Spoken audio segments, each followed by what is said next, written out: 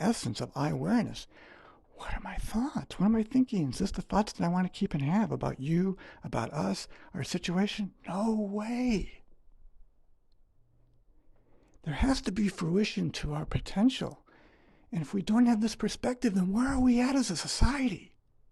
A world? How are we dwelling? It's a question that needs to be asked. Otherwise, a lifetime goes by, and what was it about? It was about your thoughts, the words you used, and the way you acted upon yourself and upon others. This ego that we project into the world, right? It's like, wow. In the mass trance, I call it the MORB, because it's the modus operandi of rational behavior, M-O-R-B. M-O, and the R-B is related to your beliefs. We call it BIDEC, that something's living as a projected entity. And you see it as your persona. Other people perceive you a certain way, right? Your reputation, how you look, or the dynamic and how you show up, it's how they know you.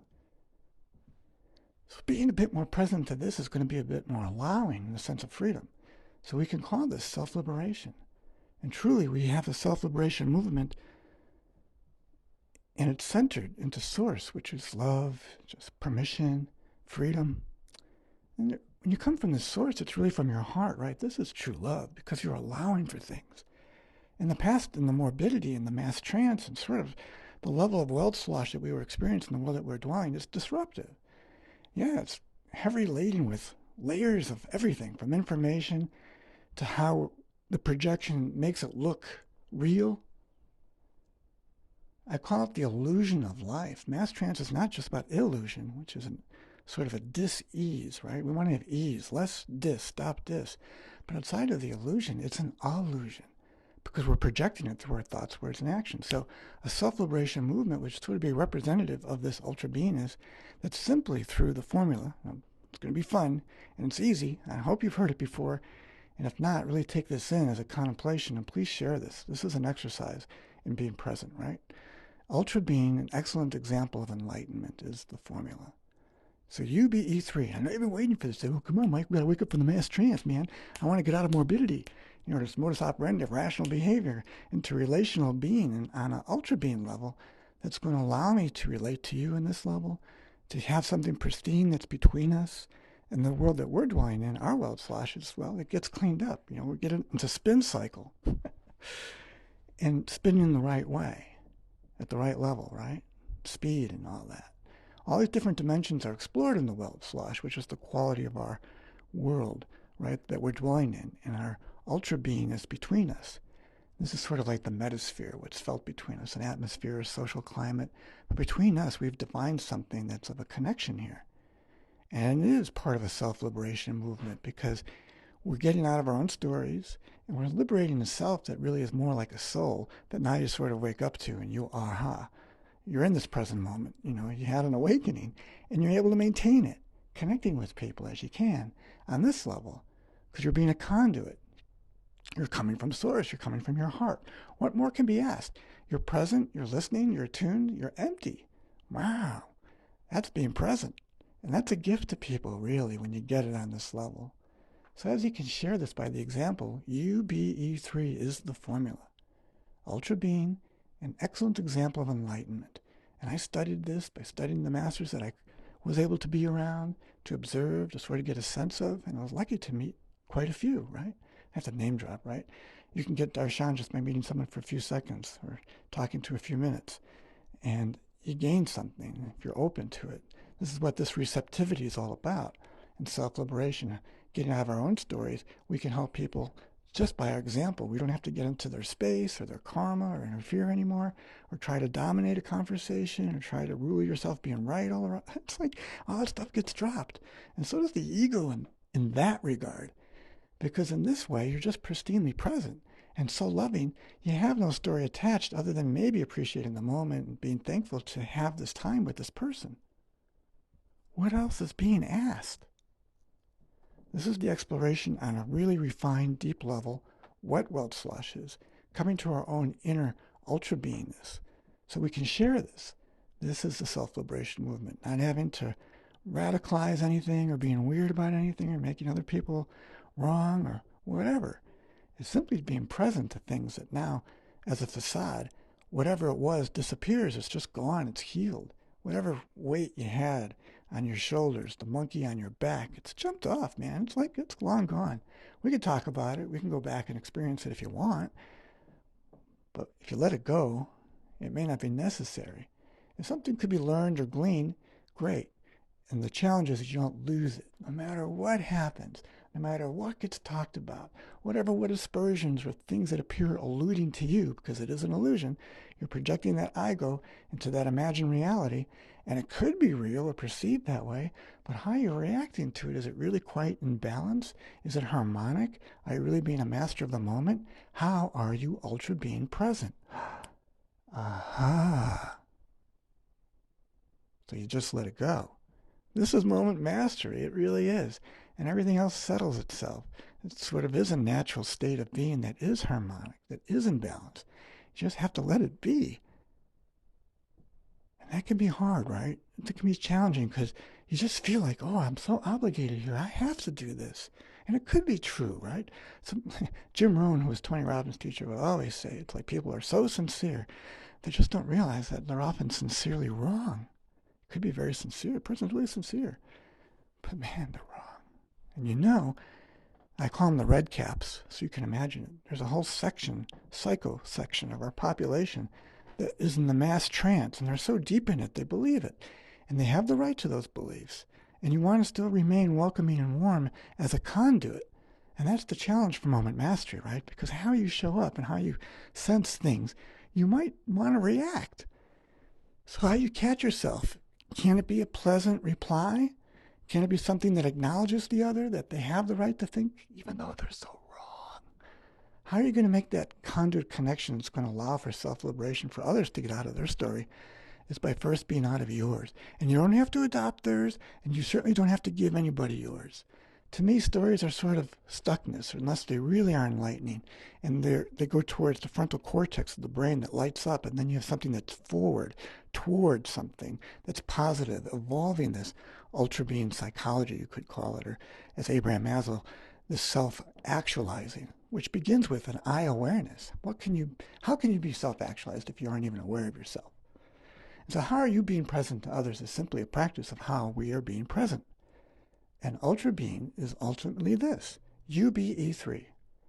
UBE3, as Gandhi said, you be the change. So the letters UB, E, and the number 3, UBE3. Ultra being, it's a practice. Being empty, being present, ultra being in love. Oh my gosh. Ultra being in love with this right now, this moment that we share. That you made it this far in the recording. Thank you. You're in grace. You have sort of a saintliness really deep down that we all have in our heart. And this way of being present is gifting. You know, in the ancient East, they called it the darshan. You could be present with someone and just looking in someone's eyes. There could be a transmission of something. So as Abraham Maslow talked about self-actualization, he actually went a little bit further in the sense of transcendence. So if we can transcend sort of whatever this limitation of the past or the restriction we might even have in this moment, so there can be more of a newness and acknowledgement of this present. It's such a gift. The stories seem to sort of fade away. You just drop it. Why are you so attached to it in the first place? There could be a reason and something to be defended, but it's a value. It's a quality of which we wish to aspire to. And I just maybe need to know what your criteria is so I can help and support the process of me being that conduit for you as a potential partner in discovering this new world of ultra beingness. This is great to play for couples, right? The world slash is the world we're dwelling in, right? So as we can describe it and give attributes to it, we get out of the blame and accusation and the off tracks, sort of like going down the rabbit hole into what why might be. It might be interesting to look at what causations happened and what the excuses were and the dynamics and this and that. But if we really just drop it, we just have a new appreciation for here and now and the lessons learned that brought us to this juncture of here and now. So this potential in this other world, I call myself Jivan Mukti, jivanmukti.org. So it just means getting out of one story, self-liberation, really sort of You're free. And so you can take things as they are. As Humphrey Bogart said, take it and like it. Take it and like it. So what are we taking? To me, it's sort of just an appreciation of this present moment. And yeah, there's something here perhaps to be explored. And I'm very detached from the idea, even though I value it. But it's up to you, right? How are you going to adopt it and live it? There's some seed here that's for our souls to sort of grow and maximize the potential we have within each other. Because as we formulate this, we can get into cosmic community conversations. Community conversations are important to have because we can learn from each other and get a sense of community again and talk about social issues. Check it out at communityconversations.com.org and just sort of need a community to come in and make it work. I can talk about it. I can be the visionary.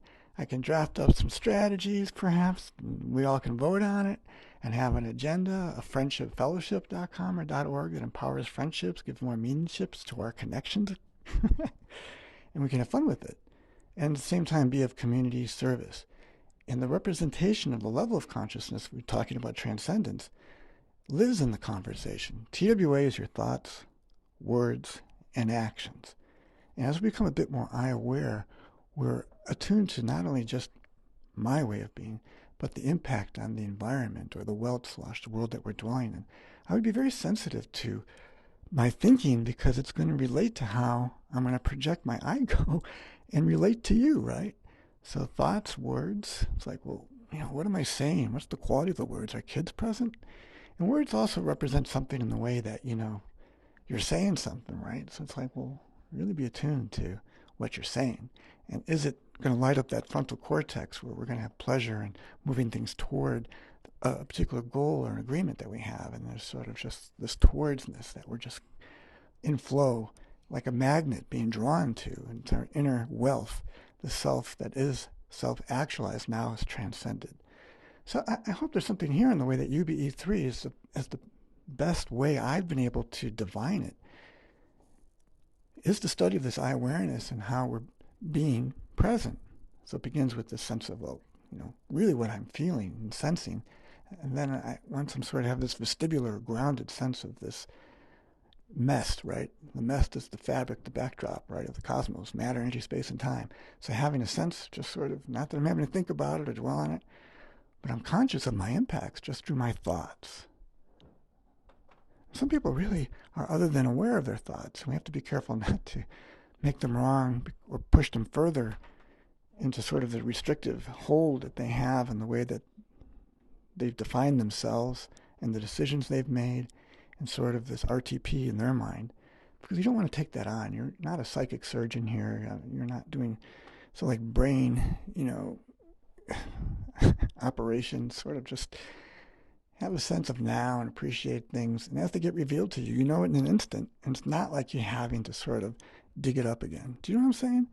It's like, all right, sometimes you just let things be, but the other side is like, all right, you want to examine it, you do so in a new way that's sort of, not that you have to laugh at it, although I bet you it's pretty funny in retrospect.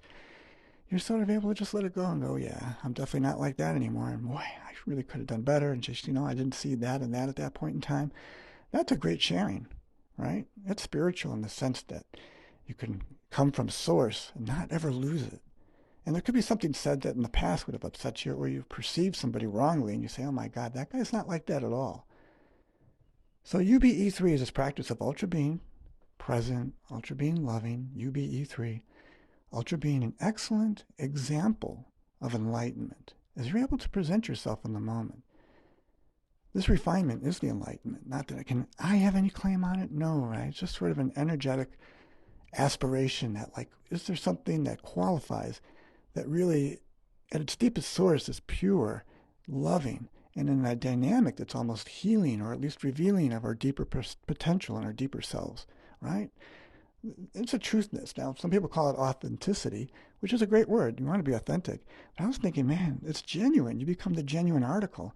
And there's a generosity in the genuicity. Do you know what I mean? If you're so genuine with yourself and allowing for others and coming from the source of heart, this is something that we have evolved. And we could say through the practice of self-liberation, right? We maybe have just some very basic ground rules. It's the hidden backdrop to the friendship fellowship. But in this regard, we've got a core group, this inner circle we can relate